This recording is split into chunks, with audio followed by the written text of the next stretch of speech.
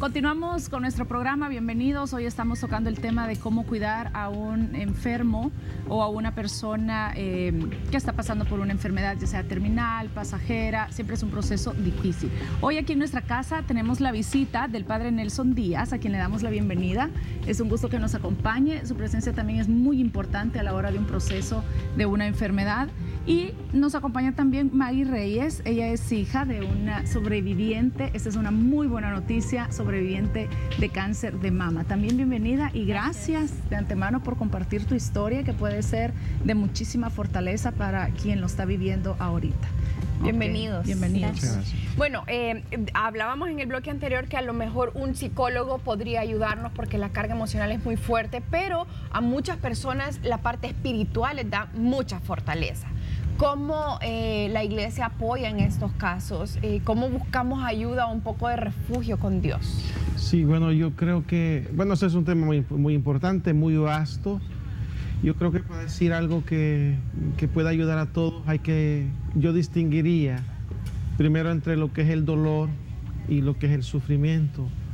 Porque el dolor es físico por la enfermedad de alguna parte de nuestro ser. Y el sufrimiento es del alma, es un sufrimiento moral. No es lo mismo decir yo sufro mucho que decir a mí me duele mucho.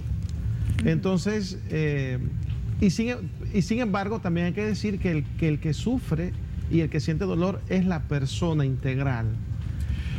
Sí, padre, y la verdad que hay muchos que sufren ambas cosas al mismo tiempo, o sea, que hay un dolor físico porque están pasando por una enfermedad y el sufrimiento espiritual. ¿Qué hacen ustedes como iglesia en ese procedimiento? Yo sé que ustedes pueden llevar la hostia al enfermo porque tienen ese aval como iglesia. Cuéntenos un poquito cómo es eso y la confesión también, que es tan importante. Habría que distinguir por edades también. Por ejemplo, cuando un niño se enferma, hay que darle el bautismo en cama. Sí, incluso en las incubadoras. O cuando un niño es abortado por alguna circunstancia, ¿qué vamos a hacer con ese niño? Hay que bautizarlo. Los cuidadores, que puede ser su madre, puede ser la enfermera, puede ser el médico, tienen que saber que cuando una madre pierde un hijo y le ofrecen la posibilidad de ser bautizado, la madre va a sentir mucho consuelo. Igual la confirma. Si un niño está enfermo, hay que darle la confirma. No se puede esperar a que cumpla la edad que hoy tenemos, que es 15 años. Hay que confirmarlo. Padre, y lo decíamos, la presencia de ustedes en un caso de estos es sumamente importante, aun cuando la primera reacción, en este caso ya sea de la persona que sufre la enfermedad, como de un familiar, lo que tenga es rencor o enojo con Dios, de saber por qué a mí, porque yo, o cuando decimos por qué esta persona se ha sido tan buena y se ha dedicado en cuerpo y alma a otra gente y ahora sufriendo lo que sufre. En el caso tuyo con tu mami, voy a comenzar diciendo que cuando te pregunto cuántos hermanos tenés, para saber por qué fuiste tú quien cuidó a tu mamá o si fueron todos tus hermanos, tu respuesta fue no, pero soy la única mujer, como diciendo a mí me corresponde. ¿Eso lo hablaron? Contanos un poquito la historia. ¿Lo hablaron con tus hermanos? ¿Tú te hiciste cargo porque sentiste que era tu deber de hacerlo? ¿Cómo fue todo este proceso? Realmente fue, digamos, compartido, ¿verdad? Con mi hermano, el que me sigue, que nos llevamos 3 años. Mayor, pero él, su carácter tal vez es como más suave o no sé, más débil, ¿verdad? Él era de los que sí lloraba, él se ponía mal, ¿verdad? Entonces, pero para mí quizás fue como, lo recibí de una forma distinta porque como les comentaba, ¿verdad? Yo trabajé inicialmente en el Instituto del Cáncer, fue mi primer empleo. Entonces, yo veía todos los diagnósticos y todo en boletas, ¿verdad? Entonces, lo que nunca me imaginé fue que Dios me fuera preparando para ese momento, porque cuando ya pasó que a mi mamá le sucedió esto, yo sabía de qué era la enfermedad, ¿verdad? Sabía las reacciones que iba a poder tener. Sin embargo, no tuve valor para decirlo de frente, mira, esto tenés, ¿verdad? Sino que hasta que ya ella nos dio la noticia, todos sabíamos y nos hicimos como que, ¿verdad? No se sabía eso, pero realmente sí fue compartido con mi hermano, ¿verdad? Y sí fue una situación muy, muy difícil, ¿verdad? Lo que yo más recuerdo es un día llego a la casa y le encuentro peinándose y eran pelones de pelo, ¿verdad? Entonces era un montón, entonces bien duro porque ves la impotencia y ves la vulnerabilidad que tenés como ser humano. La parte de no llorar enfrente de el enfermo, ¿sirve realmente de algo tener esa fortaleza? ¿O es válido de repente abrazarse y las dos llorar y descargar toda esa energía? ¿Y lo hacías fuera de su dormitorio, fuera de ella? fuera porque realmente ella, su primera reacción fue como que quizás no captaba que era el cáncer, ¿verdad? Y ella nos dice, el doctor me dijo que cáncer es cáncer, porque ella tal vez no dimensionaba, ¿verdad? Todo lo que eso iba a implicar, pero sí, realmente no, yo no recuerdo haberlo hecho realmente enfrente de ella, ¿verdad? Sobre todo porque en su momento, en ese entonces mi hermano, el menor, tenía 10, 12 años, y yo me acuerdo que lo único que me dijo fue, si yo llego a morirme, porque ella pensó, ¿verdad?, que era una posibilidad bien cercana, si yo me llego a morir, no me abandones a Roberto. Ajá, entonces, y yo le dije, no te vas a morir, o sea, igual, si es la voluntad de Dios, no te preocupes, ¿verdad?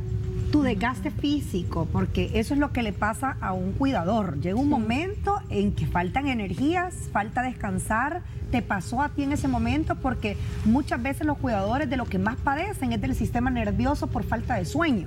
Sí, realmente sí era desgastante porque ella estuvo ingresada, digamos, varias veces, ¿verdad? Entonces logramos conseguir un permiso de 24 horas, entonces me daban el espacio de llegar y poder quedarme con ella, ¿verdad? Entonces sí era bien desgastante porque ella recién operada quería hablar y me decían no la deje hablar y si no la vamos a sacar, entonces era solo estar contemplándola y sobre todo pidiéndole a Dios, hablando con Dios de que realmente la sacara adelante, porque creo que y no es que creo, realmente soy fija de que fue Dios el que realmente ¿Dejaste de trabajar?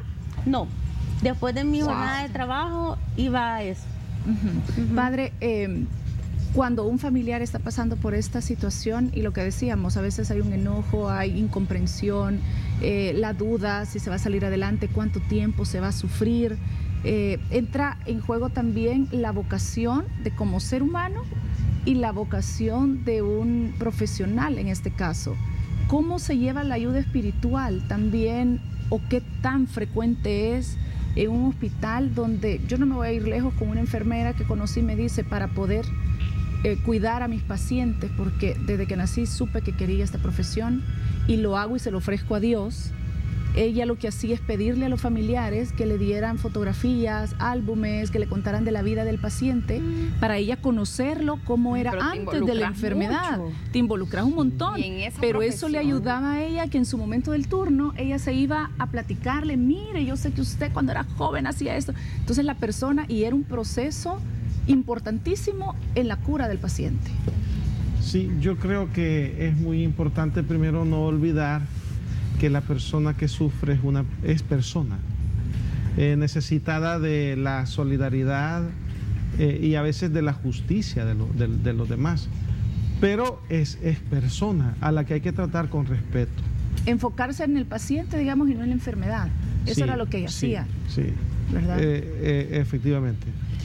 Aceptar que la persona tiene una limitación y escucharles. Padre, ¿es bueno o es válido cuestionar a Dios por qué nos está sucediendo a nosotros esto?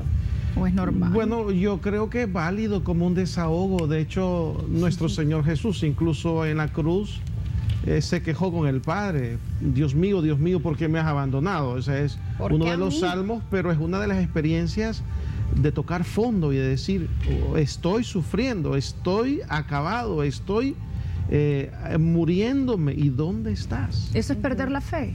No es perder la fe, es que cuando toca fondo en la experiencia del acabamiento de la vida, uno siempre va a reclamar y va a pedir que Dios se manifieste con uno.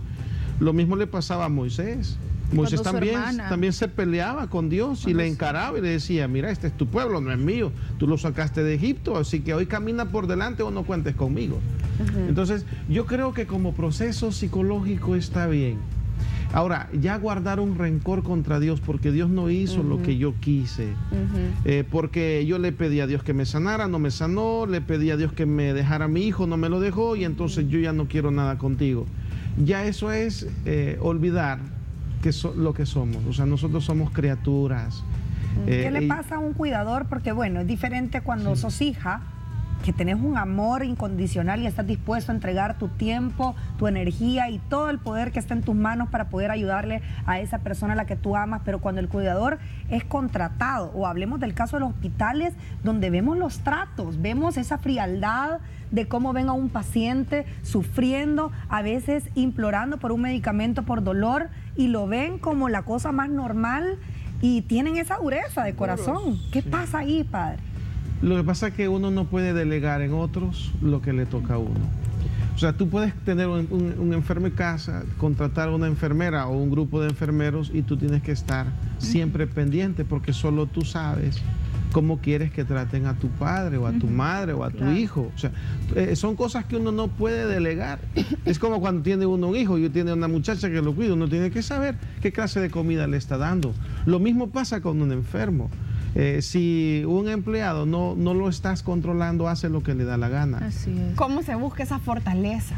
¿Cómo la buscaste tú y cómo la iglesia lo diría que es la manera correcta de buscar fortaleza? Porque no querés ver sufrir a tu mamá, no querés ver sufrir a tu hijo, no querés perder a esa persona.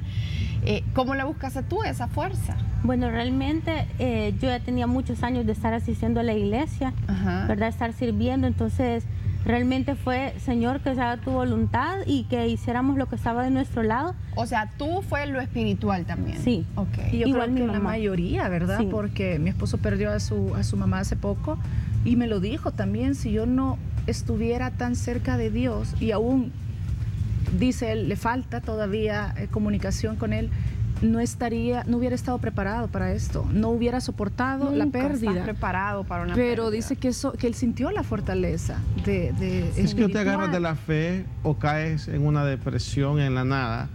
Y entonces no es lo mismo sufrir con Dios que sufrir solo. Porque el sufrimiento te va a llegar, forma parte de la vida. Y todos tenemos que aceptar que en algún momento vamos a tener a alguien enfermo o nosotros mismos vamos a estar enfermos. Y hay que aceptar, somos criaturas falibles, que un día nos vamos a morir. ¿Cómo terminó la historia con tu mami? Bueno, pues gracias a Dios se sanó, ¿verdad? Se operó. Ella tuvo 3 quimioterapias antes de la operación, después tuvo 10 más, 25 radios. Y pues haciendo sus chequeos periódicos, pero sí quería comentar que la actitud del paciente es muy importante. Y creo que aparte de buscar de Dios, en mi caso, ver la fuerza de ella de querer luchar contra la muerte, ¿verdad? Y sobre todo ella el mismo día de la quimio se iba a trabajar porque sabía que el tercer día era su reacción, y yo me molestaba y le decía, mami, quédate acostada, y me decía, no, yo me voy a morir si me quedo aquí. Y se iba a trabajar. Entonces creo que eso es bien importante, y era como, bueno, si ella es la enferma y está fuerte, porque yo me voy a poner débil, ¿verdad? Entonces era un reto. Y en la parte estética, con los pacientes de cáncer, y más las mujeres sufren mucho porque se les cae el pelo, no sé si le quitaron una mama o las dos, toda esa parte, ¿cómo la apoyaste siendo la hija y confidente al mismo tiempo? Sí, realmente para ella fue un cambio bien drástico, pues porque le iban a quitar un pecho. Y ella ha sido como bien de andar arreglada, muy vanidosa, ¿verdad? Bien coqueta, pero al final pues tuvo que ir como cayendo en cuenta, ¿verdad? Que eran cambios que eran obligados, no había una opción, ¿verdad? Y recuerdo que lo que hicimos que nos íbamos a comprar sombreros, pañuelos. Yo me corté el pelo un poco más chiquito, ¿verdad? Entonces yo me ponía sombreros igual que ella, usaba pañuelitos con ella. Entonces era que se sintiera súper bien, y eso sí, durante la enfermedad, aún si ella iba a la tienda, jamás la iban a ver sin su pañuelito y maquillada, o sea, siempre se cuidó su imagen. Súper cuidada, qué bueno. Tú lo has dicho, la actitud es muy importante. Ahora, no todos los pacientes tienen esa actitud, ¿verdad? Porque ha de ser durísimo recibir una noticia semejante. Pero en buena hora para ti, felicidades a tu mami también, y gracias, padre, también por acompañarnos en esta entrevista importantísima, padre Nelson Díaz y Maggie Reyes con nosotros, ilustrando más este tema para nuestros amigos televidentes. Gracias. Hasta la próxima. Gracias. Vamos con María Elisa, que brilla también como el oro. Bye.